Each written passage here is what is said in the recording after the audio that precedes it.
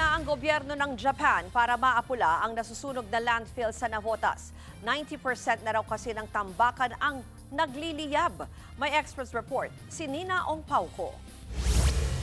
Halos magtatatlong linggo na, nagliliyab pa rin ang tambakan ng basura sa Navotas City. Nasa 90% ng 44 na ektaryang landfill ang nasusunog.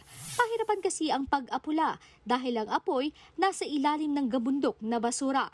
Ito po kasi ay hindi ordinaryo or typical na sunog, kaya ang involved kasi dito ay basura at hindi siya surface na fire. Nasa subsurface siya, ibig sabihin nasa ilalim ang mga baga at patuloy na fuel na kung saan may methane fuel sa ilalim niyan at bulubundukin na basura. Kaya naman kailangan ng malalimang solusyon sa nasusunog na mga basura.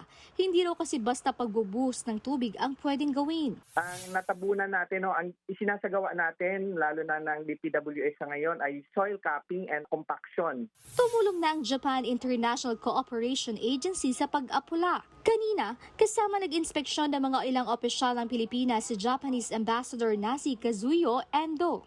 That is the spirit that we work together between the Philippines and Japan. And I would like to express my deep respect to the work of our experts in the Japan relief team. Right after they arrived in the Philippines, they have started their work, and they've been in this field every day to see the situation and discuss various ways with the Filipino experts.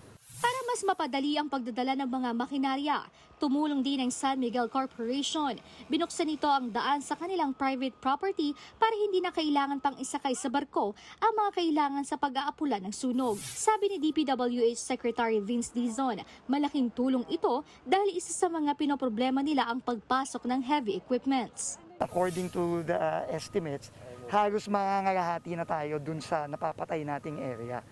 So, napakalaking progress niyan, pero kagaya naman ng nakita nga ninyo, hindi ito madali.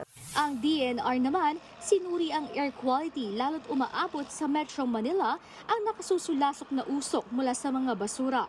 Isa na lang pong lugar ang medyo mataas pa po ang readings natin sa PM 2.5,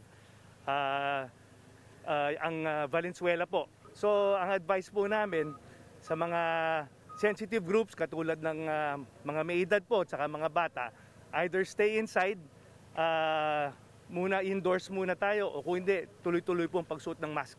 Nagbabalita mula sa Frontline, Nina Ong Pauco, News 5. Mga kapatid, Ruth Cabalco, para sa mabilis na pasada ng mga balitang dapat niyong malaman, mag-follow at mag-subscribe sa social media pages ng News 5.